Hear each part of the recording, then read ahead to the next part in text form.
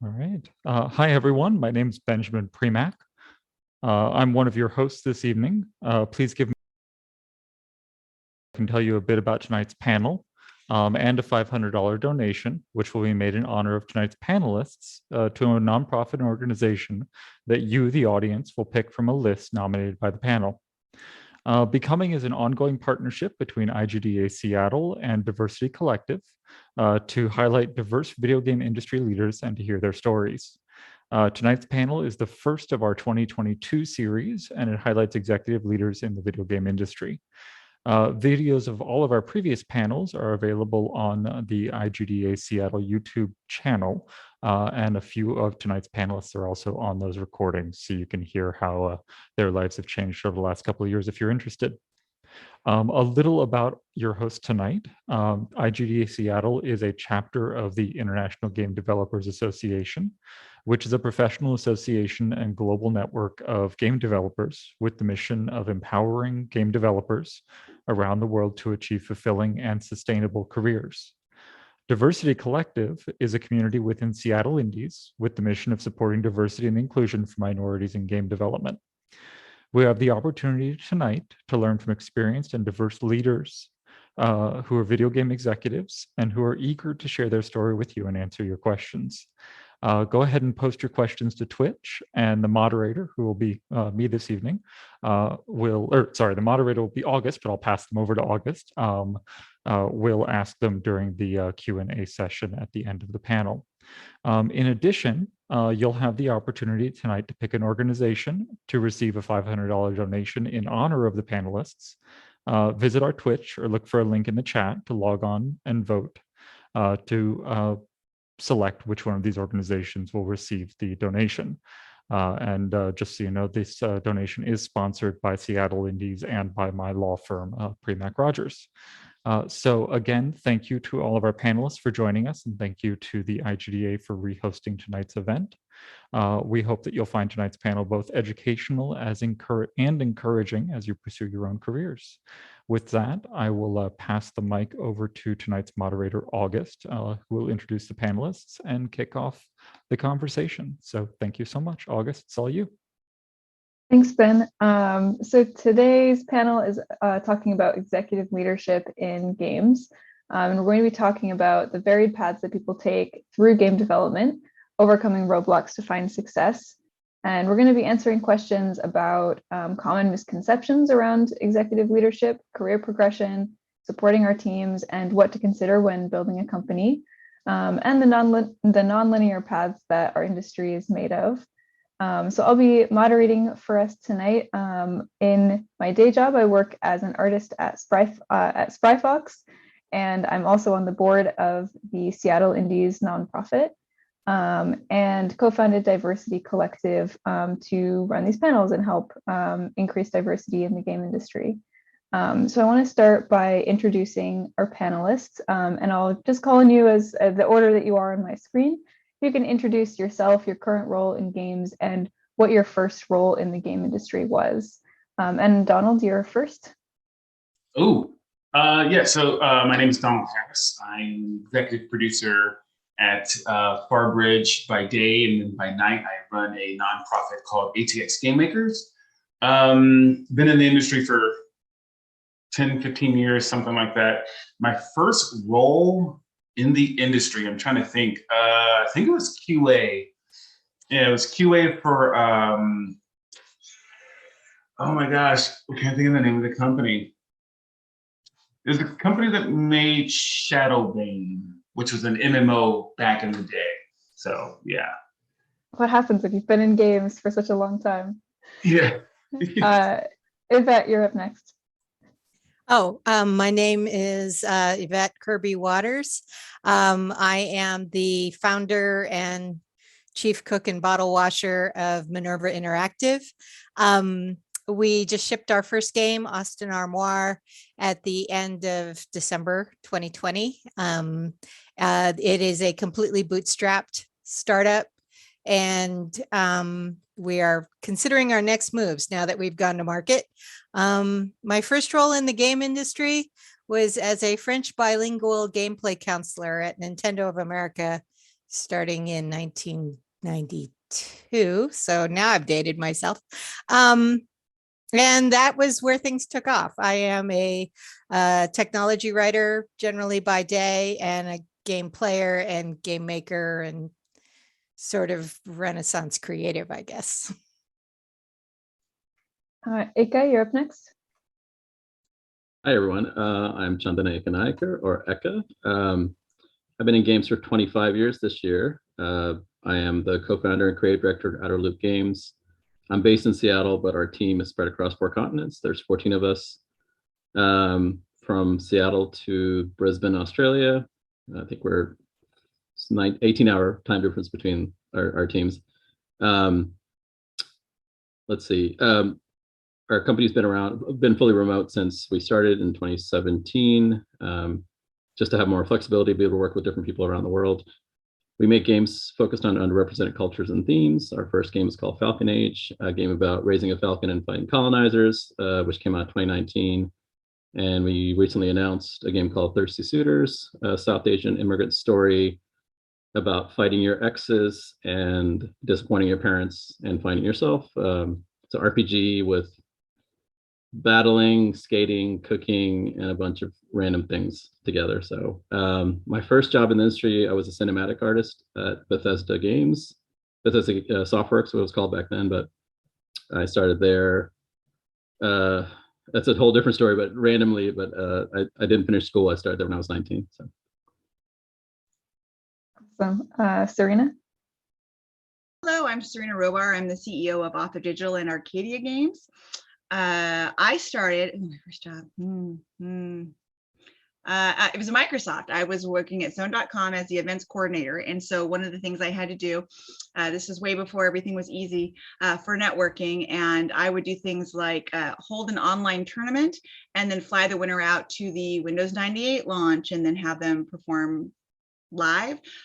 We did that for Windows 98. We did that for Age of Empire.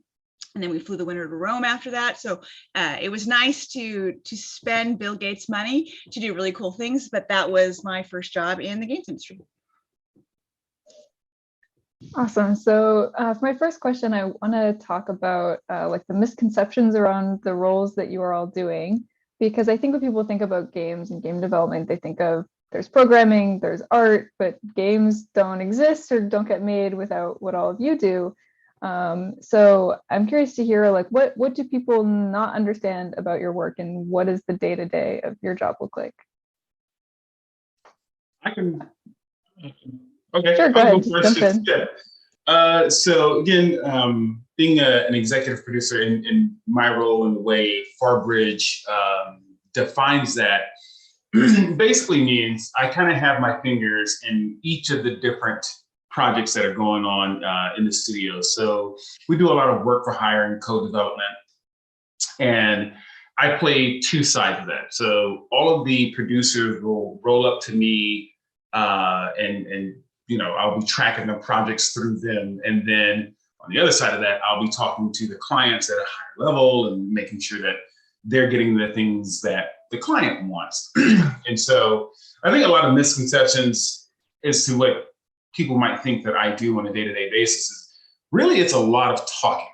It's a lot of removing roadblocks from my team, and then basically a lot of the times protecting my team from the client, right? So the client is making unreasonable demands and doesn't necessarily understand how software is made, or you know, they have external pressures that they're trying to now push onto us. It's my job to defend the team against that kind of stuff.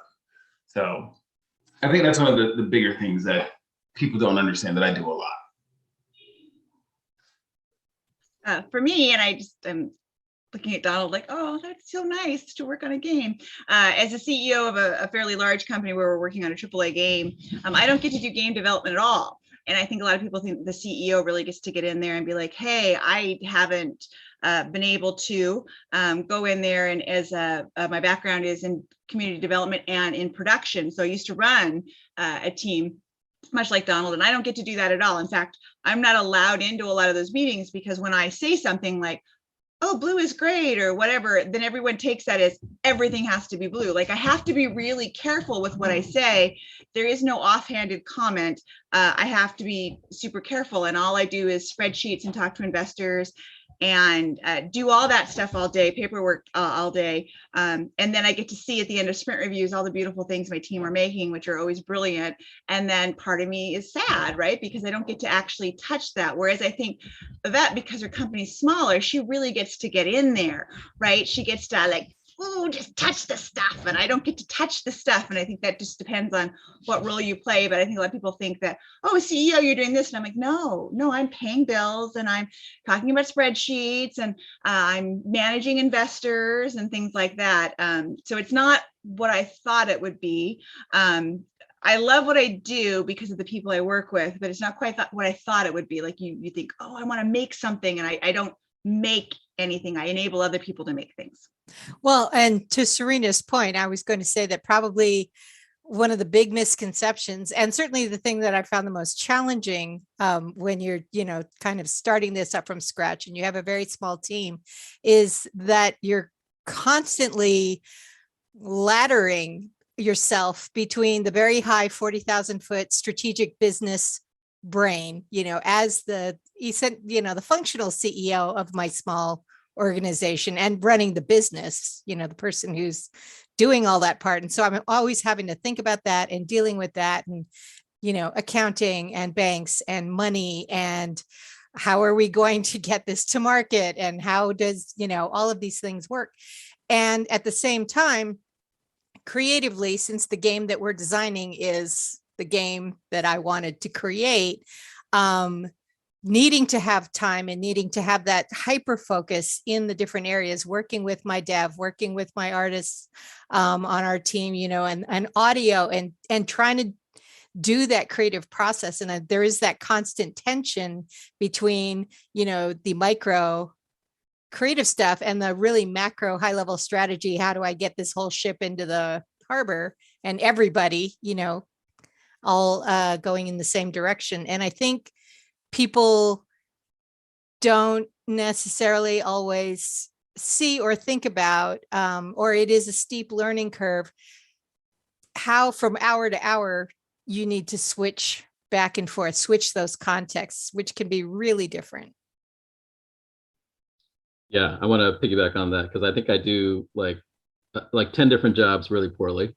But like that's the role, that's my role. Like sometimes it's just completely removing roadblocks for the team.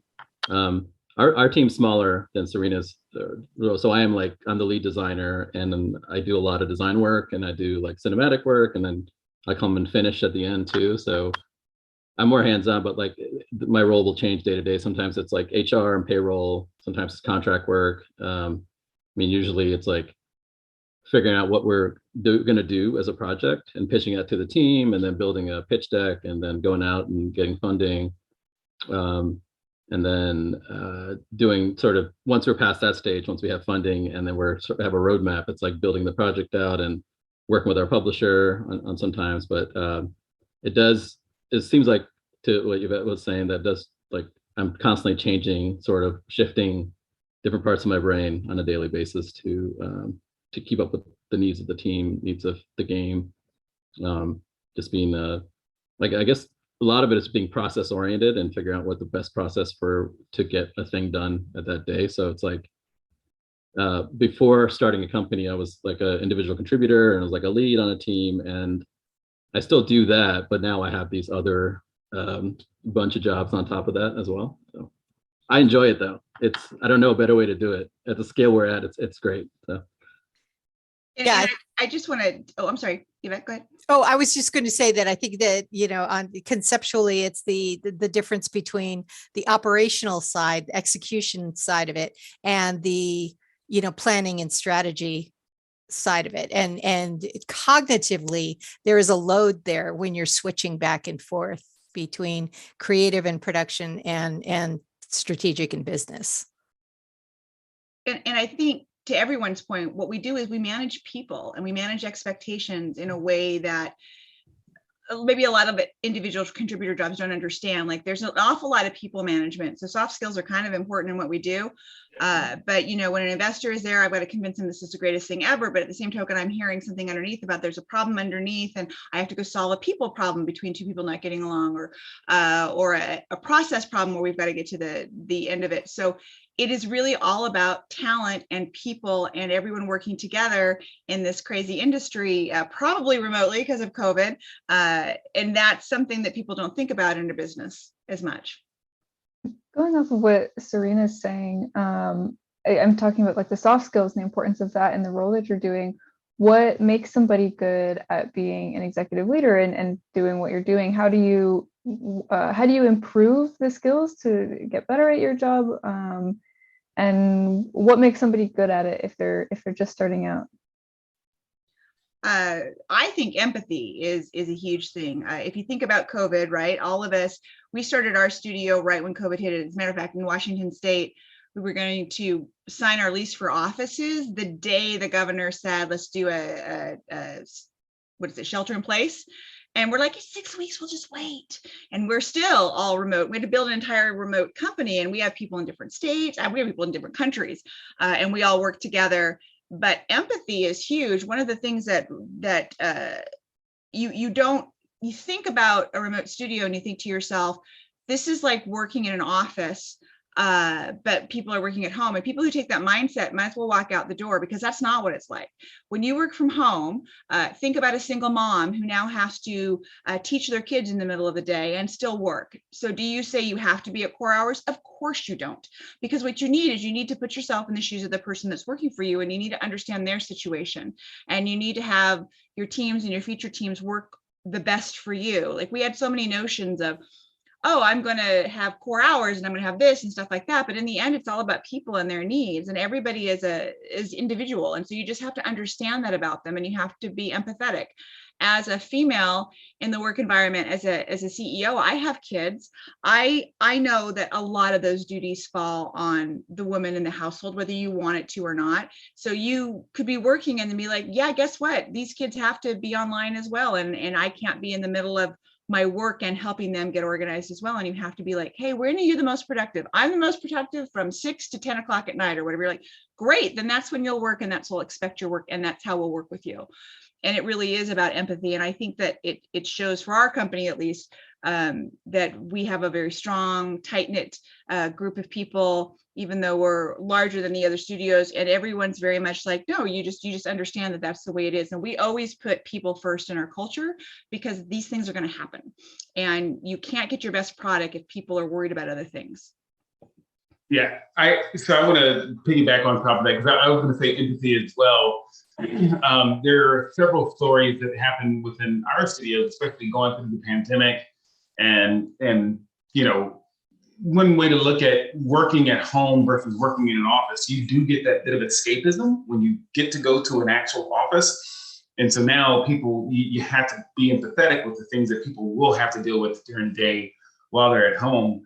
I think also one of the ways, is another part of your question, is how to get better at that particular skill is also like humbling yourself, right? Because it's like, you never know what others are going through, and you know, try to put yourself into other people's shoes and other people's lives and what they might be going through, which of course goes back to empathy. But yeah, just thinking about others. Like, I guess that it's funny because that job then changes to protecting my team members from the client to protecting my team members from themselves in such a way, right? So, you know, one example I always use, there was one time that I personally was having a hard time sleeping, and my CEO, we had a meeting at 9 o'clock in the morning, and you know, I'm up trying to look bright-eyed and bushy-tailed and all of this, and he's asking me questions, and I can't remember the name of our COO, and he's like, go to bed, and I'm like, but okay.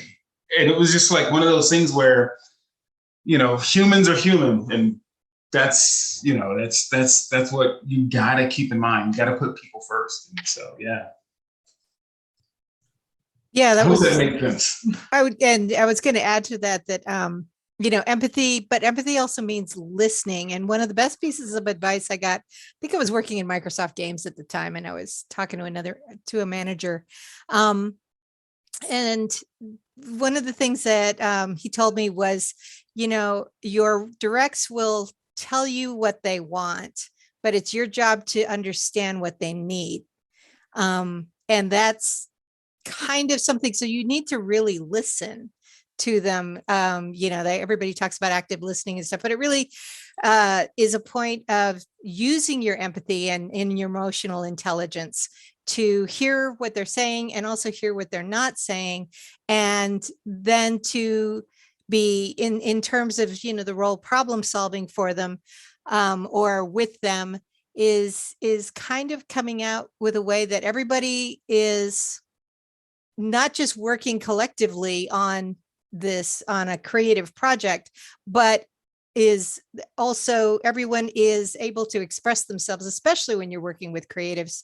And I include developers and programmers in that, because you are making something that did not exist before. And to be able to support that need in each person to be seen, to be heard. And even if the design decision you're making or the business decision you're making is not something that everybody's on board with or doesn't see right away, to be able to do it in such a way that people understand that their contribution does affect the whole and is appreciated for how it's moving. I'm going to mix so many metaphors, how it's moving the ball down the field, to this goal that we're of getting it to market, that we're trying and getting something good to market and nice to market that, that we can be proud of at the end of it, all of us. I'm also curious, outside of the soft skills, like the hard skills, if you will, of like how you run a business and how you find publishers and how you find people to fund your games. And a lot of you, when you talked about your first role in the game industry, was not in business necessarily. It was in different fields and different areas in games. So I'm curious to hear like what the path was for you to learning how to do that, to run a business. Like, was college part of that experience for you? Was it not? Like, did you have mentorship? And I want to start with Eka, because you mentioned in your introduction that, when you started in games, you were 19 and college wasn't necessarily part of that path. So what did that look like for you? Yeah, college wasn't a part of that path, but learning is certainly part of that path and still continue today. I'm actually taking a management class right now. We're almost done with that. It's been really interesting. For me, it was mentorship. And typically, when you're younger in the industry, your mentorship might be your direct manager, but not always the case. And as I went from like an artist to an art director role, and going back to what the other panelists have said, like listening and those kind of things to, and understanding what other people on the team do, even if you can't do their role, but just kind of talking to them and understanding how a game is made and understanding that, and that leads to the empathy and listening, and people want to work with you because you're a good listener and you can cooperate and you can work with them. I spent a lot of time before I started the studio talking to some other studio heads that are in similar sizes and scope of the things I wanted to do.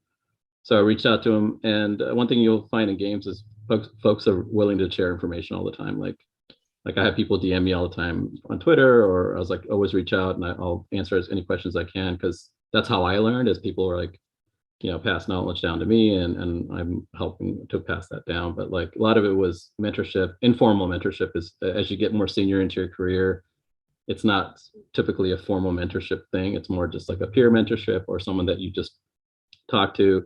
Like whenever I do a deal, I'll just run it by with somebody else that's gone through a similar role, or talk to a publisher, or talk to another dev that have gone through similar things, and just do like, does this seem sane? Does this seem right? Like, does this seem accurate? And I do that a lot, and other people do that with me too. So it's just having, as you get more senior, like having the confidence and the connections, and to be able to reach out to people and just get feedback. And Twitter's been really good for me, because I had like people that are just starting out that ask questions, and I'm like more than happy to answer those kind of things. But yeah, a lot of it is mentorship based, and then doing my own reading and talking to folks and finding the information. There's plenty of it out there on not just games business, but just business in general. There's games or not, there's like typical business strategies and processes and negotiating and managing people. All that is like very, very similar in a lot of different places. So there's a lot of information. So like at first, I'm just a curious person, so I just go ahead and try to find it as much as I can. But mostly in games has been finding the confidence to know that, like, how do I start a business? And that was the thing. I was like, oh, that's got to be real hard, right? It's like, no, there's a couple things. Once you know it, it's not as daunting as it seems. Now, finding money and getting money is a little harder task, but it's doable too, depending on what you're doing. I like that, Eka. So I was listening to your intro and how you were saying that you didn't go to school. I was like, oh man, finally someone else, because I too didn't go to college. Oh, you didn't either, Serena. All right, sweet. All right, it's a sweet group. But it's interesting because, like, I do remember coming up. I was really good at sales. I used to work at Dell for like almost 10 years, selling computers, servers, and things like that. And then once I found out that I could use that skill set in games, and then I found a mentor. I think you guys might know him, Tom Scagula, the game attorney.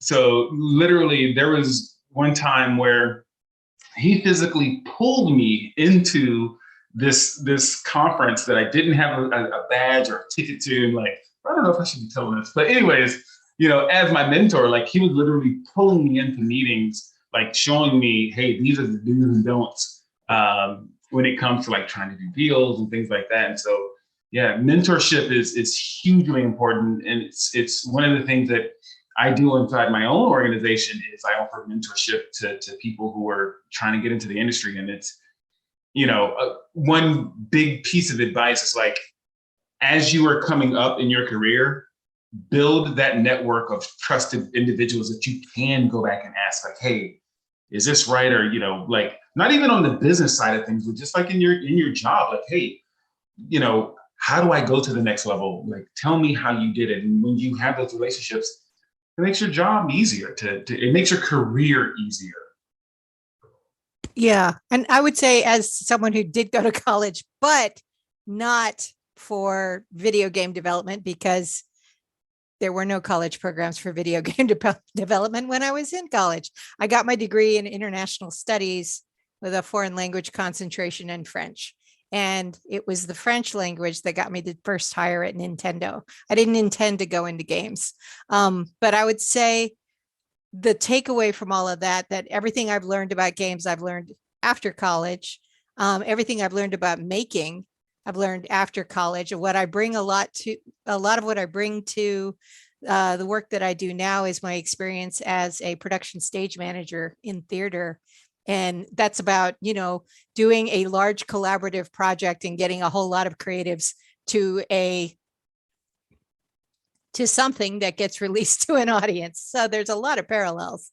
But I guess the point I would be saying about college, whether you decide it's necessary or not, is more about learning how to learn what you don't know. It really doesn't even matter what you major in. It's just acquiring the skills to be able to find the mentors, to be able to find the talent, to be able to answer the questions like, how do I stand up a business and, go in and get the licenses and get the funding. And there are classes you will eventually find, usually at the community college, actually, where you can learn these things. But it's more about learning to ask the questions or just starting to frame the scope of what you need to learn in order to achieve whatever it is you're achieving. And I think that's kind of the heart of how you end up in a leadership position. Again, I don't know that I set out to be a leader. I just kind of ended up there because I wanted to make something that required collaboration of quite a few different talents. I think, Oh, I'm sorry, August. well, go ahead, Serena. I don't want to cut you off. Oh, that's okay. My situation is a little different in the sense that I have two business partners, and I think that's an interesting dynamic. One business partner is my husband, and he's a serial entrepreneur. So we've been, I say we because you do not do a business by yourself if you're married. I'm sorry if you think you're all on your own, you are not. You've got a partner next to you that's like, oh, we're not making our mortgage, so somebody else can because a milestone didn't come in. I guess I'm on board with that. He started video game companies and sold them. That's kind of, his jam. And that's why we have a lot of great people who work with us, 4 times over, because they love that we come together and we make something cool each time. And then my other business partner is Belhumeur Robar, who is more of a celebrity or a name in the industry. And so for us, it's a little different. I learn quite a bit from my partners every single day when we go do things. And then all the experiences my husband had running, I was usually a director on the team, either running marketing or community development or production. But also just everyone says mentorship is really important. And I think mentorship sounds like you have this formal agreement. And I think anytime you find someone who's willing to chat with you, right? Like people love to talk about themselves. Oh my gosh, we just all want to sit down and be like, hey, so what do you do? And then you ask these questions. And a lot of people are happy to do it. One of these things I find in the industry when I go and speak at DigiPen or international, like Tilton College or whatever, and I'm like, I want to help you. Reach out to me on LinkedIn and schedule a chat with me. Tell me you want to. And so many people don't take advantage of that.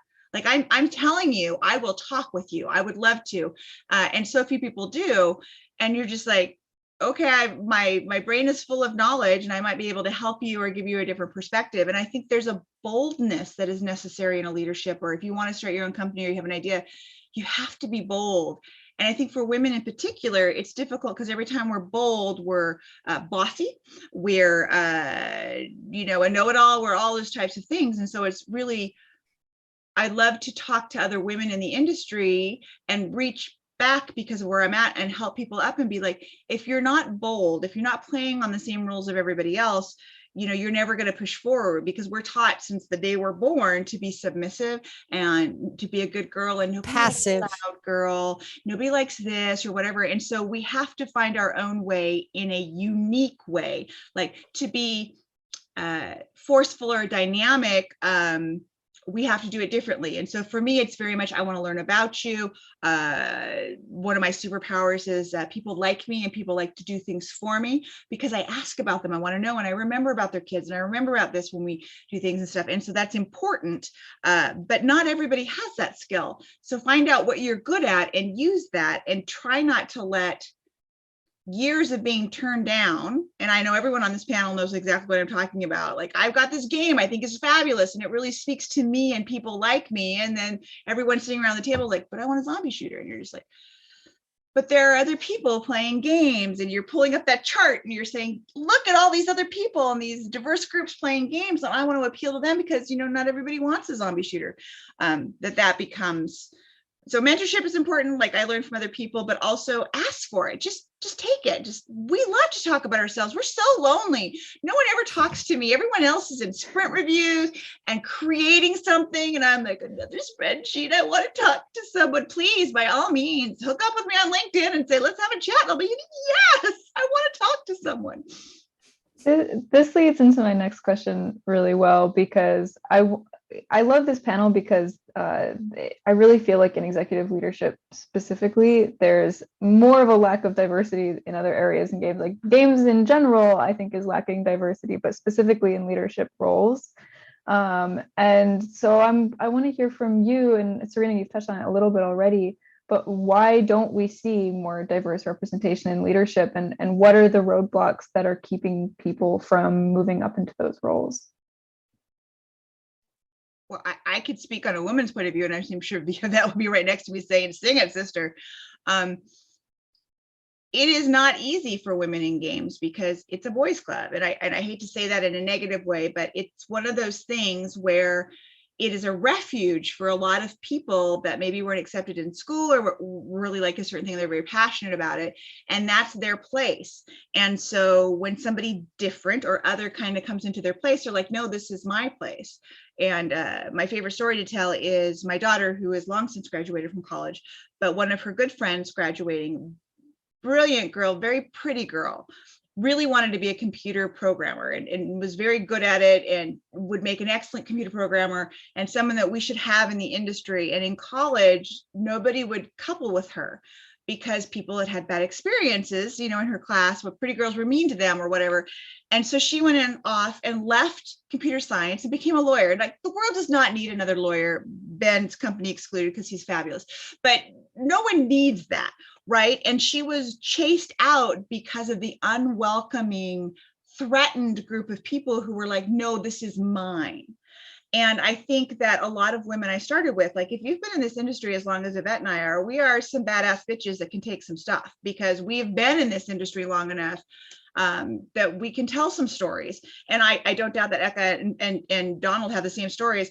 That has been difficult, but it's not a welcoming environment as much as it could have been. Now it is so much better than 20 years ago, so much better. So a lot of women leave the industry, right? If I can code, why would I code games if I could code bank software and not be harassed? Why would I do this instead of being doxied?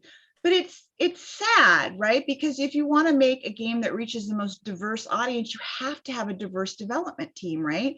Because there are so many things we bring with our filter that is different. One of the things I loved about Diablo when it first came out, again, dating myself, was that for the first time ever, there was a female avatar character I could be, and you could give something to somebody else. I could be the archer, and it was a woman. And it wasn't even like a choice. It was like, oh my God.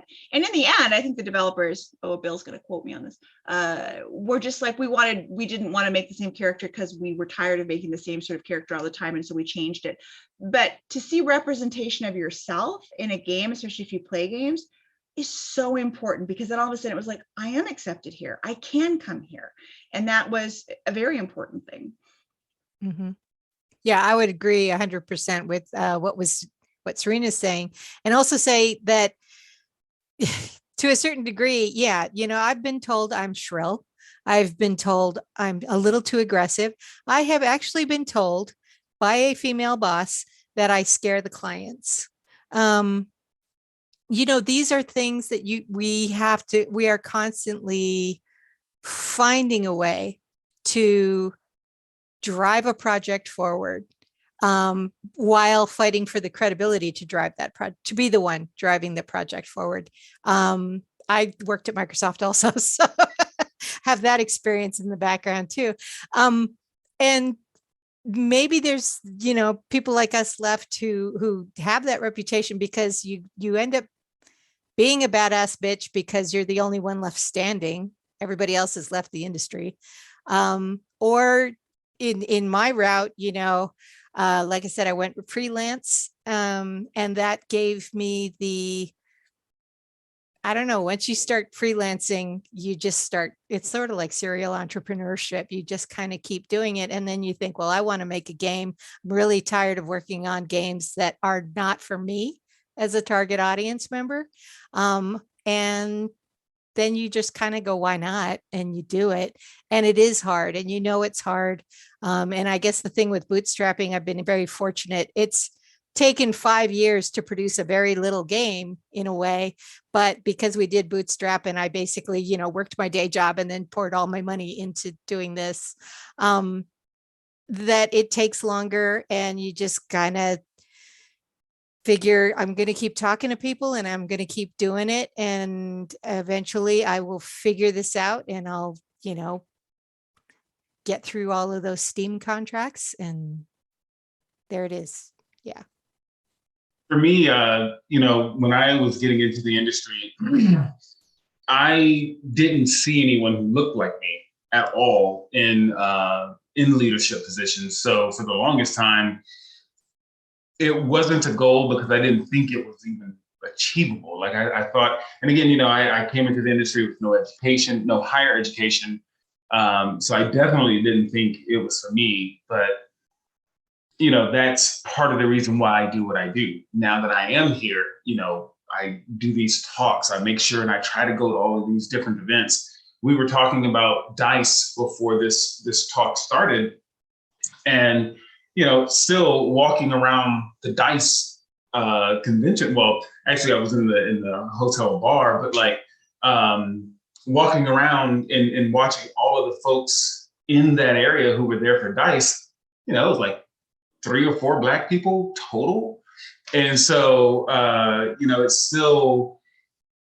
it's still a visibility thing. And I would say that it would be the same for women in leadership roles too. It's just like, when you go to industry events, so you pay attention to who's like passing out the awards and pay attention to who's winning the awards. And like, it's still a big visibility problem. I think that definitely sends a signal down to people who want to get in the industry. You got to be able to visualize yourself in those. You got to be able to like see yourself in those roles. And that also makes it even more comfortable to kind of harken back on another question about mentorships and things of that nature. It's like, I would love to have gotten a mentor that looked like me so that I can like, hey, not only are you up where I want to be, but you're dealt with issues that I'm going to have to deal with that is unique to us. So yeah, all about visibility. Yeah, completely agreed. And all those points. I mentally count when I walk into a conference of number of Black and brown people, and it's usually, it's on one hand. So, and I don't have to think about it because I do it now, but like, same for me, like to what Donald said, it's about seeing yourself in a role. And I never really aspired to be a studio head, but I built up enough spite where I was like, okay, I need to do this like for the next generation of folks. And that's certainly a spite and motivation. But so there is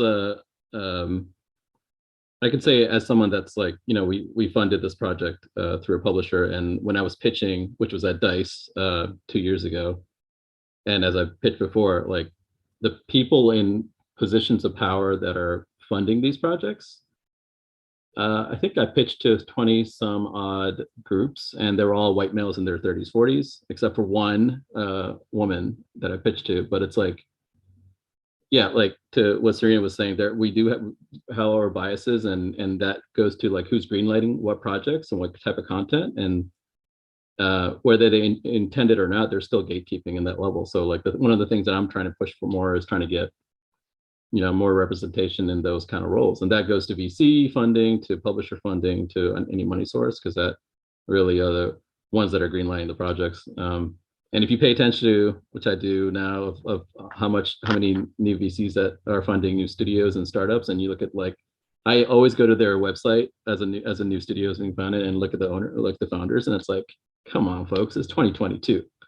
Like, you can do better. You can do better. It's like, yeah. Anyway, so I'm to what, and Donald's doing, as what I'm trying to do is also trying to help folks that are younger than me coming up and helping with their projects and trying to, to point them in the direction of the funding folks. And hopefully we'll see a shift, but there's a lot of work. Ooh, let's talk about fundraising. Oh, you raised such a wonderful point. And August, I'm sorry to step on you, but if you're okay, let's talk about fundraising for a second, right? I have found, how much do I want to work in this industry forever? So I have raised with my partners a substantial amount of money in the last 2 years over COVID, right? Close to 10 million in certain ways. And so I have found myself stepping outside of the game industry to raise money. And the reason why is because I will say, this is a problem that we have. Well, this is how large the industry is as a whole. And a lot of people don't realize what it is, like if they're outside of it. But we're getting a lot more money, tons of money pouring in right now into the games industry, like because we're doing well and people are playing games during the pandemic. And, even when the CEO, Reed Hastings of Netflix, says, I'm not worried about HBO, I'm worried about, Fortnite, because that's where all the eyeballs are going, because we're in the entertainment industry. Everybody's going to someplace.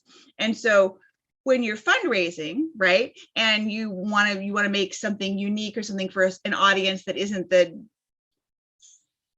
Ferrari 30-year-old white dude next to me, then it becomes a sell sort of thing. Like, you know, the industry, and now I have to sell you on why it's important to recognize my demographic or a different demographic that isn't you. So then I just go outside of the industry and I go, let me tell you about games. And then it takes me less time to educate a total stranger about games because they don't have a preconceived notion. And then to see all of the market data about how, you know, maybe women play games and how much money they spend, particularly in the mobile space and stuff like that. And I want to make this for there. And they're like, why aren't more people doing something like this? And I'm like, well, because you know, everyone's staying in the games industry, and it's still the gatekeepers are people who don't, I don't want to say respect, but they don't associate, they don't jive with, they don't understand it, right? They're just like, if this isn't for me, then is it really as popular as it could be, right? And I think we also see that in the movie industry, right? When Crazy Rich Asians came out, it made a huge money, and it was such a huge gamble. Remember, we talked about like, oh, it's an all Asian cast, and you're just like, I want a good love story. I don't care who's in it. It's awesome. Black Panther, loved it. Everyone flocked to see it. People don't fundamentally care what the race is behind something with a good story. And I think the same thing is like, if they relate to it, if you do a game that they relate to, people want to play it, but the gatekeepers can't necessarily get beyond that. I find the older the person, the more they can really relate to, oh, there are other things other than what I like to play that have value. Anyway, soapbox off. Yeah. Well, and it's this slightly off topic, but to that point as well, I mean, I think just we've been struggling with Minerva that, you know, I would describe us as an interactive media studio. We're kind of incidentally, there is a game in the app that we created, but it's primarily, you know, a digital book or a digitized version of a book that has interactive elements in it. And the struggle, you know, in breaking out of what people think a game is, or breaking out what people think a book is, or what an ebook is, and or what a movie is, or what any of these things are, and recognizing that all of these things are kind of overlapping, and it's all entertainment. It's all, I hate the word content, so I'm not going to use it. It's all stories of different formats of telling stories and engaging people imaginatively. Okay, that has nothing to do with executive leadership. Sorry. That's okay. I do want to ask though, because I know, I mean, Eka, you've recently like are starting to work on a new project, and Yvette, I know like you just launched a game and you have new things coming up. So I want to hear more about how you approach pitching a new project, and like, what do those discussions look like? What are the key things that you're considering? And Eka, you've talked about pitching to people who are really not diverse, and like those are the gatekeepers that are, you know, the ones you have to get through to get funding for a project. So how do you approach pitching? For our project, we're very visual heavy, so like we have a really good art style and staff, and so pitching usually for me is a lot of eye candy, and pitching people still respond the best to visuals, regardless of how long they've been doing it. So that's our way in. Our strategy is a theme that might not be as understandable to them, but pair that with mechanics of gameplay that is more sort of within genres. But also for our game, even though it's about like a South Asian family and culture, there's like universal truths of like relationships and breakups and exes and parents and that kind of dynamic that's more cross cultures. So we make emphasis on those themes and the storytelling aspect of it, and that's our approach. I also look at things like I feel like Netflix and Amazon and those kind of digital services are farther ahead, and they understand like, oh, diversity sells. Like fundamentally it sells, and better than games do. Bridgerton sells. Yeah. So, and I don't mean just like putting brown faces and black faces on TV. I mean like the themes and topics and types of stories that are beyond established genres, they do sell because there's an audience for it, because they're across, Netflix has all their regional content and they'll test them out in those regions and then bring them to the US. And guess what? Squid Game did well, whole Korean show, but like so I kind of bring those elements into our pitches. So I'm like, hey, Never Have I Ever did well on Netflix, and that's about a brand family, you know, in the US. And like, these are things that are doing well that you may not think so that would do in games, but like I try to bring some of those other, like, here's some hard facts and proofs that, you know, diverse content can work. You just have to think about outside of your sort of typical genres and themes. So, you know, eye candy and bringing in other media, and usually like we have to do a lot more work. So like a playable demo or a trailer, we build our own trailer, so that's like a thing we use too. But we have to really, I have to assume that the people I'm pitching to have zero imagination and try to paint as a cohesive world as possible. I have a quick question for Eka and probably Donald too, and Yvette. But what I have found when I pitch, and then they see I'm a female CEO, and even if my product isn't about a female product, and a lot of times they're very disappointed. Why aren't you making a werewolf game about your lunar cycle? No, I'm not. I'm making a game that everyone can play, right? I'm doing a shooter or whatnot. I have found that the minute that they see that I'm a female and they're like, oh, you want 10 million? No, but you know, we have this diversity fund and we'll totally give you 10 or 100,000. I'm like, but I don't need 100,000. I'm making a larger game. I need 10 million.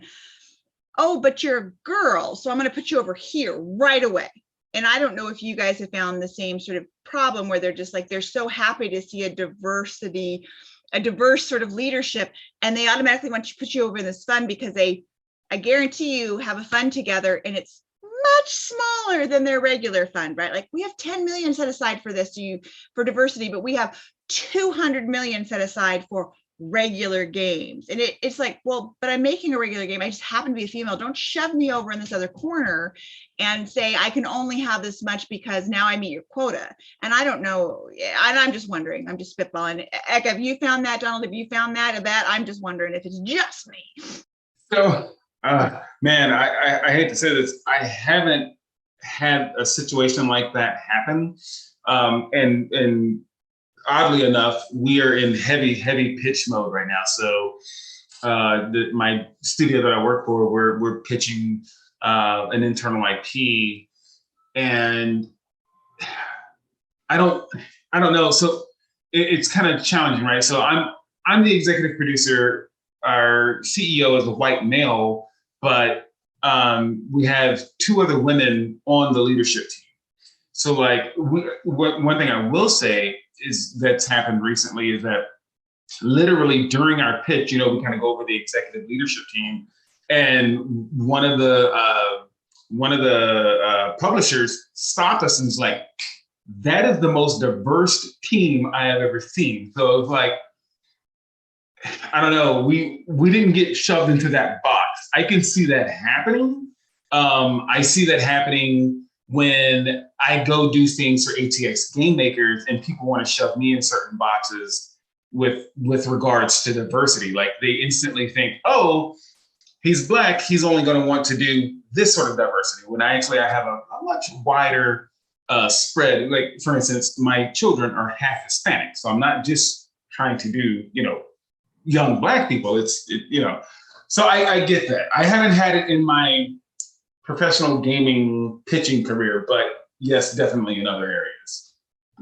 Yeah, I have, and I'll take both. I'll take the big money and the small money. I'm like, because I'm very upfront. The games we're pitching are bigger than these grants that are great for 1 to 2 person teams, but it's really useless for me. But hey, you want to give me the diversity fund? Great, but I need this other money too. Yeah. And I would say, actually, I'm learning from you all because I'm going into pitch mode. Like I said, we bootstrapped to get to where I could pitch something, basically.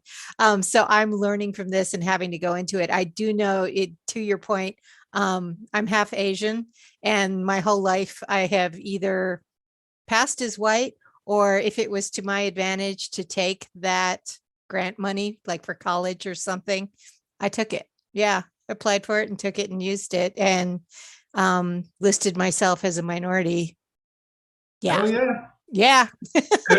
I will say this: if you can, please get a playable demo. Like, we're doing something, and as soon as we hit the playable demo, Mhm. conversations just change right then and there. Well, So we have it. I mean, it is playable. It's on Steam. Right. It's actually We- made a little bit of money. And, it's so, but I wanted to show that, yes, we have a finished product. We can take our whole thing to market and now give us more money so that we can make it bigger and better, a bigger and better version of, and more things. Yeah. Can I just one thing about pitching? Our last round we did kind of pre-pitching round. So at DICE, I didn't go with like, here's the project, here's the demo, here's the budget. We had 3 ideas internally that we were going to do.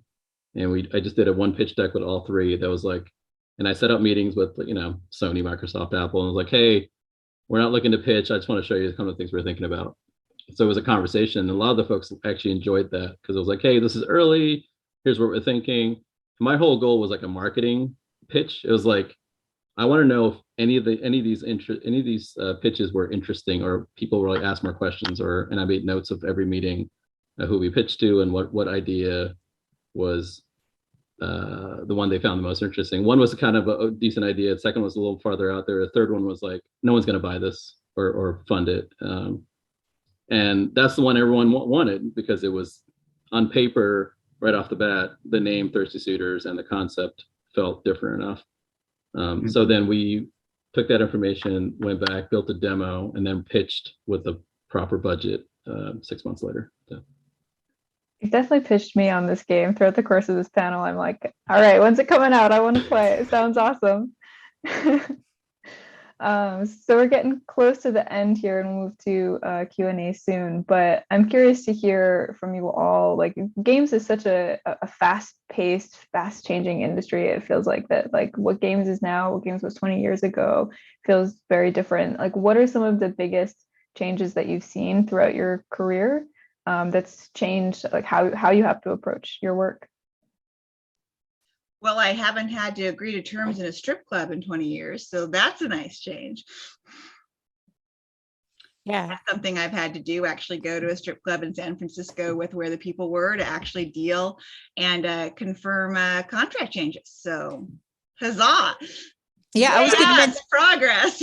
I was going to mention that earlier and talking about, being either a woman or a person of color or a woman of color, going out to pitch and stuff. A lot of times the problem is access. Like, I don't want to go or I don't normally hang out in the places where deals get made. I mean, I've been to, Y Combinator kinds of events and things like that. And the way people talk and like, yeah, we're going to cut deals over beers and play, a lot of foosball or whatever. I'm just like, wow, I can't think of something more boring to me than to do that. And so it's hard because then you have to put on this face of, yeah, I'm enjoying it and I'm not, and it doesn't come naturally to me and I don't really want to be here doing this. So access is an issue. You're not cool. You're right. You're really uptight of it. We're just joking. It's cool. And you're like, you have to play the game and you have to play it one step almost more audacious to be accepted. Yeah. And that's why ladies leave the industry, because we're like, you know what? I don't think I should have to have glitter in my amulet to make this deal happen at a strip club. I just don't think that should be a thing. Yeah. Or to be, I was on an engineering team where I was the only woman with 22 guys, and it was a locker room in there. And okay, fine. I didn't really bother me in that regard, but it's kind of exhausting to be one of the boys all the time. Yeah, except when you're not. And so, yeah, that would be, I guess I would say to August's question about what has changed the most is, and for me, the challenge is, suddenly discovering that I wanted to stand up. I don't say suddenly, figuring out that what I wanted to do involved creating a studio to make the thing that I wanted to make. And really feeling like I was having to compete.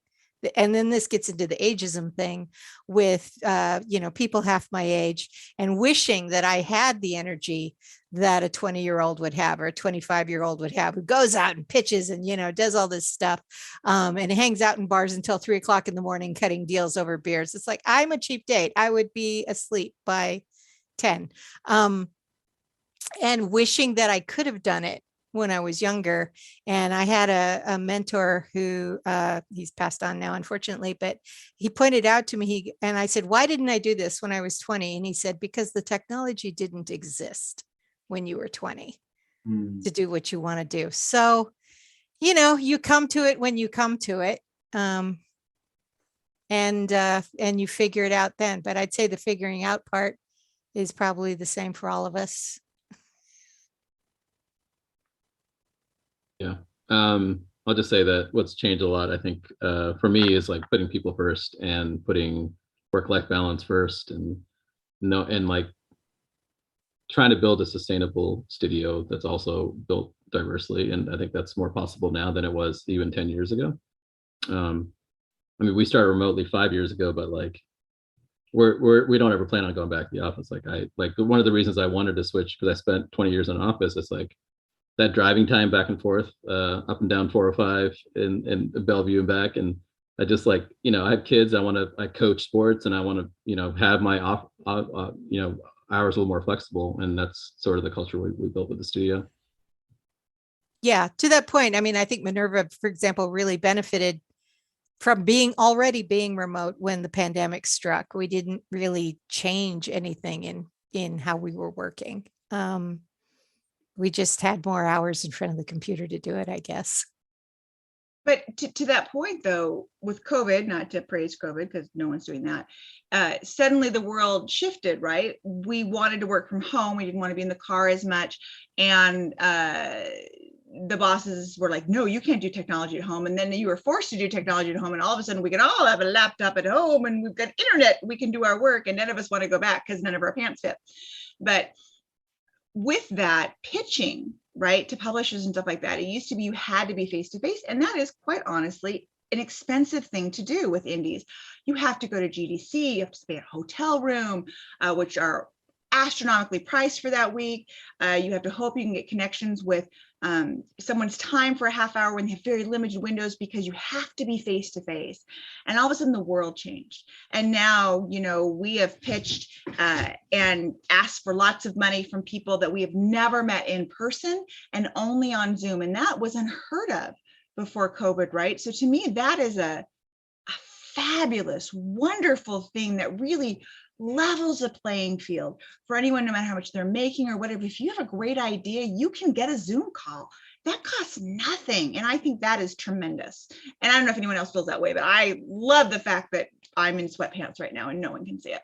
I hate leaving the house.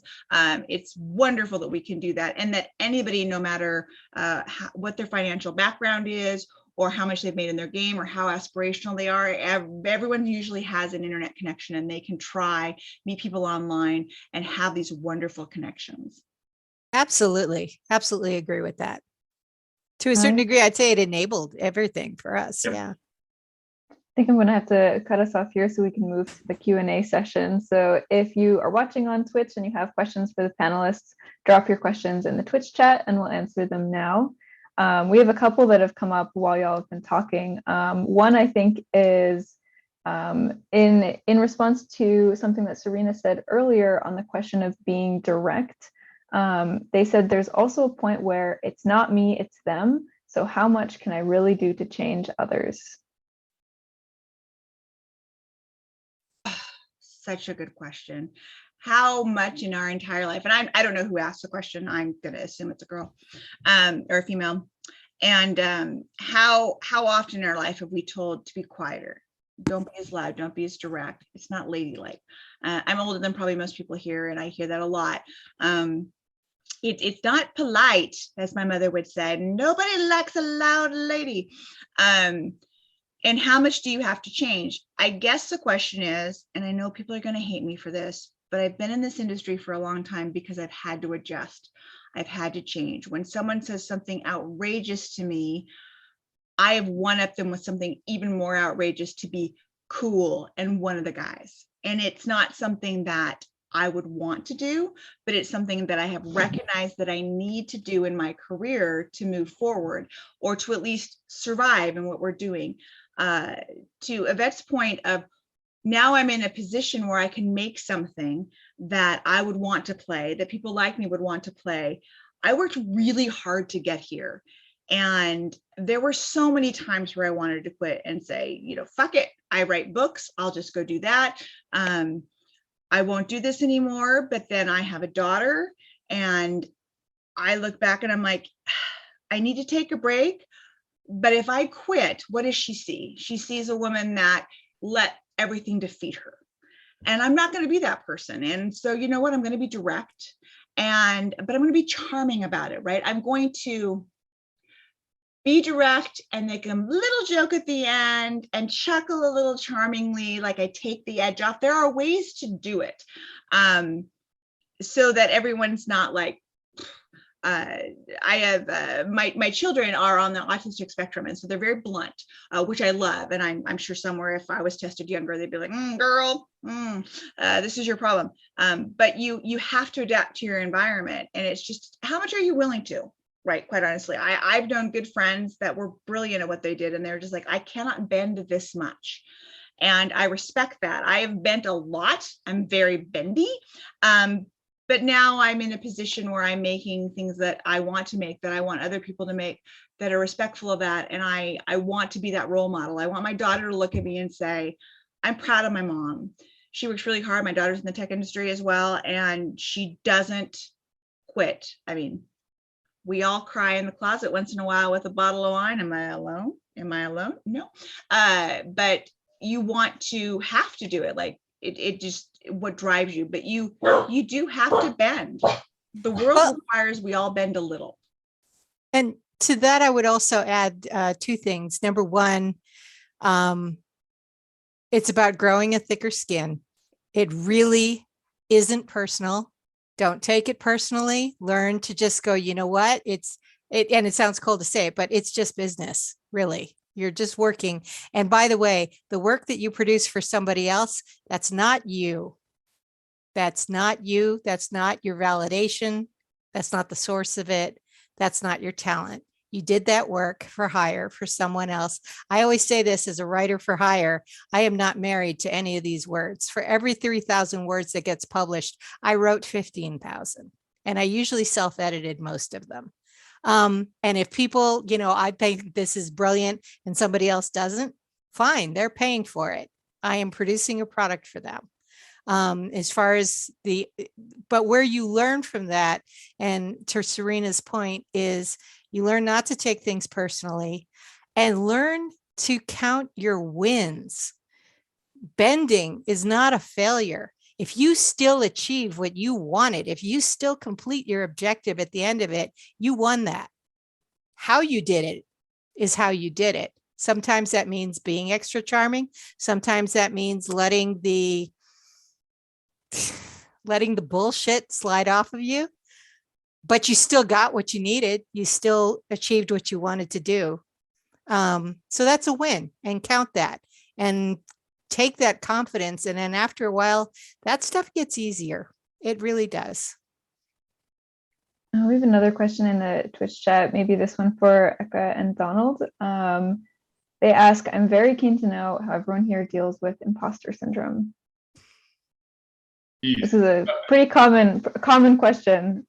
Yeah, I want to say you'll get to a point in your life where imposter syndrome won't play a part. I think so. For me, again, I've been in this thing for 15 years now, and when I find myself in certain situations, or so, for instance, during the pandemic, I ended up in a conversation with a VP at Nintendo. And, the 12-year-old in me was like, yo, you don't belong there. Like, you're going to say something stupid. And, imposter syndrome I think as you get older and as you get more experience inside your career and get more confidence, you'll be able to use imposter syndrome to almost kind of check yourself, right? So if it is starting to rear up and like, oh man, you're asking some publisher for $11 million for a game that's going to take 2 years to make. You've never done that before. Use that feeling to say, well, shoot, let me go double check my numbers. Now I've made X, Y, and Z for 2 million. I've made X, Y, and Z for 3 million. And then you start to rebuild that confidence and kind of tell yourself to shut up.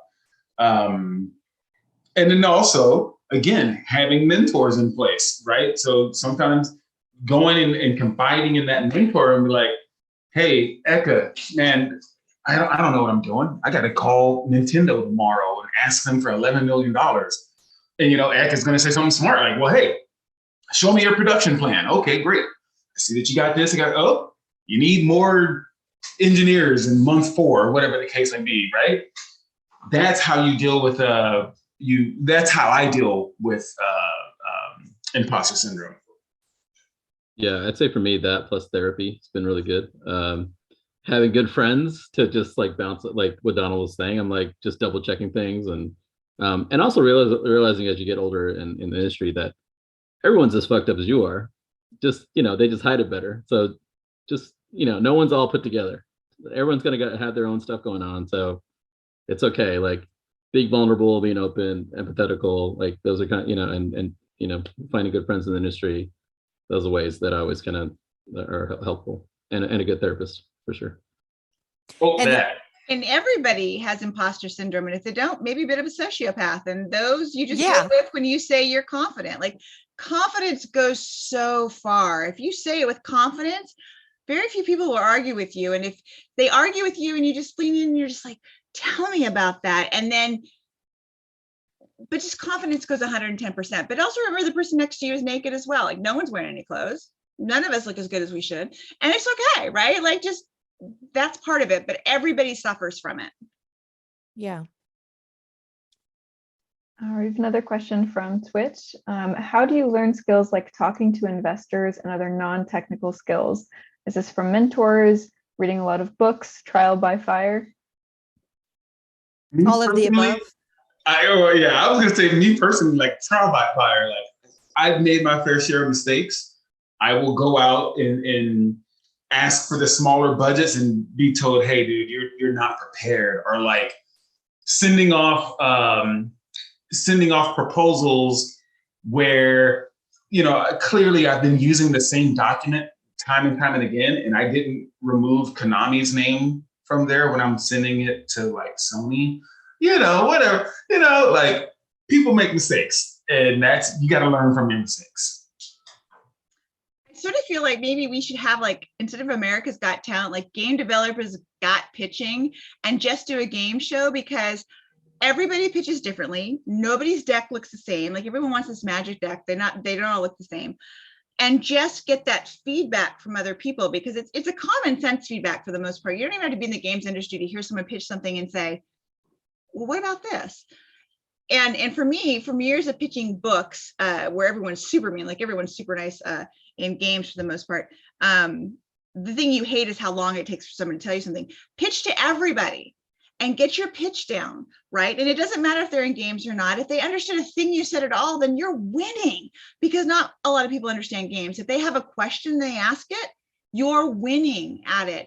And then understand that the first pitch you make probably won't go well. And that's okay. If you're somebody who's got a very thin skin and you do something once and you're not good at it right away, because normally you're good at everything, you're going to have a hard time. And as Yvette said, don't take it personally, but just tell everyone till no one wants to take your phone call when you're friends and you're like, I've got to pitch something. You're, oh dear Lord, this is the 7th time this week. But you'll get better, and that's fine. I got 30 pitches lined up since DICE. That's going to end up, we got 30 pitches up until GDC. I've had one publisher get up in the middle of it and say, yeah, this is not for us. Like we got halfway through the deck. I could have been hurt, but no, I should have researched more into that publisher. They don't like this type of game. It happens. And you got 15 minutes back. That's awesome. And these publishers, I mean, it's good of them to say that, right? Because they have probably 30 pitches that day or whatever, right? So it's like, let's just save everybody's time. It's just not a good fit, which is harsh, but you gotta deal with that, right? And just move on. I think when you get to the level where you're trying to pitch publishers, you backtrack a little bit. I'm constantly pitching to my team, like pitching an idea, a concept, or gameplay thing. Like you'll get better by doing that with just your own team or your friends, like Serena was saying. Like it's the same concept. You're trying to sell something, right? Like you're trying to get someone to believe in your idea, and that can be a small idea or a bigger idea, or for money or no money. It's the same thing. It's just trying to get people excited about the thing you're talking about. That just takes practice. And it's important too to realize that when you're pitching, or when you're seeking investment or fundraising, you're also looking for, it's like when you're going for a job, you're also interviewing them. You're looking for that fit. You want investors and publishers who get it, who get what you're doing, who are going to be enthusiastic about what you're making, because they're going to be better partners in all of this, especially if you are, pitching to angels or VCs who are potentially going to take a big chunk of your company in their investment process and everything. You want somebody that you can work with, somebody that you can trust. So your pitch is not just them validating you. You're looking for that validation from, you have the choice to validate them as well, and to decide, yeah, I want to spend hours and a lot of dollars with you. Otherwise, yeah, have that confidence that you are also checking them out. It's like buying a car. So we're just about at the end of our panel here. I want to go around with everybody one more time and say like where people can connect with you online. And we also have our nonprofit charity donation for this panel. So if you could at the same time mention which charity you've nominated. And if you're in the Twitch chat, there should be a voting there for you, so you can pick which of these charities you would like us to donate $500 to. So I'm going to go in the same order as before. So Donald, if you could start. Yep. Again, Donald Harris. I am an executive producer over at Farbridge. You can find me on Instagram at TallGamer. You can find me on Twitter at TallGamer. And then, and I'm very active and talkative on Twitter. I was probably like tweeting out a few tweets here as we were going along. The charity that I nominated is ATX Game Makers, which is, the organization that is mine. And so it's, man, I'm doing a very bad pitch. This is like, it's 10 o'clock for me, so I'm like dead tired. But the organization is designed to increase diversity in games. And so we have this huge Discord community where we go through mentorship, resume building, portfolio reviews, and even mock interview practices to help try and prepare folks who want to get into the industry. And so, so I'm also very active and talkative in there as well. And I'm probably called Tall Gamer in there as well. I'm also 6'8", so that's where that moniker comes from. All right, Yvette. So let me unmute myself. I nominate Saving Great Animals. They are a Seattle-based nonprofit that rescues and matches and homes pets and provides fostering for animals from all over. And they go, an animal at a time, and fosters and forever homes one at a time. I'm nominating it because it was founded by my friend Perrin Kaplan, who is a former VP of Nintendo of America, and that's how we got to know each other. And she has gone on to found Zebra Partners, which is a marketing firm focused in the technology industry, specifically in games. And she's still very active in the industry and rescuing puppies and also kittens. So yeah, savinggreatanimals.org. And where can people find you or Minerva Interactive online? Minerva Interactive is on Twitter at Minerva_Noctua, NOCTUA. And then I am on Instagram at Creative Leave spelled LYVE, Creative LYVE. And then, we also have a Facebook page, but it's got cobwebs on it. All right, Eka. Sure, you can get a hold of me on Twitter at Ekanaut, Ekanaut. I'm mostly active on there, and I'll respond if you have any questions. I'm nominating RACES. It's a Refugee Immigrant Center for Educational and Legal Services. They've been really good about supporting people that come into the States and can't afford the services they need to navigate the legal system. So, great organization. Awesome. Serena. I'm nominating Girls Who Code because women should code more. They should be in STEM. We don't need more lawyers unless they're like Ben, who is fabulous. And you can reach me. I'm old, so I'm on Facebook if you want to reach me personally, and I'm LinkedIn, and I'm active there. I do have a Twitter handle. I never look at it. Again, I'm old, and I'd love to talk to people who would like to talk about things and would like to just have a conversation, have a virtual coffee, ask me anything, and I will happily chat with you. I'm lonely. I never get to talk creatively. So please, by all means, come check me out and give me a conversation. I'll ping you on LinkedIn. Thank you, Yeah. Matt. We're already I'm on connected on LinkedIn LinkedIn, too. but we should have coffee because we're close to each other. That's right. All right, I'm going to throw this to Ben to see if we have a winner for our poll. Let me ask Terry real quick. Terry, do we have a final tally?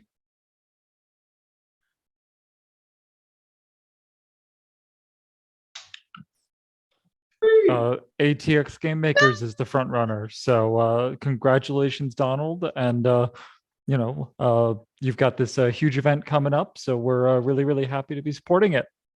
Yeah, if people are coming to South by Southwest on March 15th from 3 p.m. to 6 p.m., ATX Game Makers is hosting a big event at the Green Jay on Red River. You can find all of this stuff on Eventbrite, or you can go to blog.atxgamemakers.com, and we have a post about it there. So yeah, it's a free event. There's food, there's drink. It is 21 and up because there's alcohol there. But yeah, definitely come by. Come by and get a job. Before we close out, I just want to say thank you to all of our panelists for being here and for sharing your experiences and your advice to all of us. And yeah, I hope to see you all around games, and thank you for joining us. Awesome. And thank you all again so much for coming. Just as a quick reminder, IGDA Seattle, we're trying to, be representative of the community and give a place for everyone to get together here. So one thing that we're doing this year that's brand new is all of our events are going to be alcohol free. No judgment there, Donald, on you. But we're going to be running instead of like a pub crawl in a couple of months, we're going to be doing a boba crawl where we're all going to get together in the International District in downtown Seattle and go and get boba tea, which should be a lot of fun. Keep an eye on the IGDA Seattle website for details on that. And then historically, we've run these becoming panels kind of back to back, month to month in the fall. Instead, this year, we decided to spread them out a little bit more over the year and have them run every other month or so throughout the year. So keep an eye out for announcements for our next upcoming becoming panel as well. So hope to see all of you for boba in a few weeks as soon as we decide exactly on the date we're going to be doing that.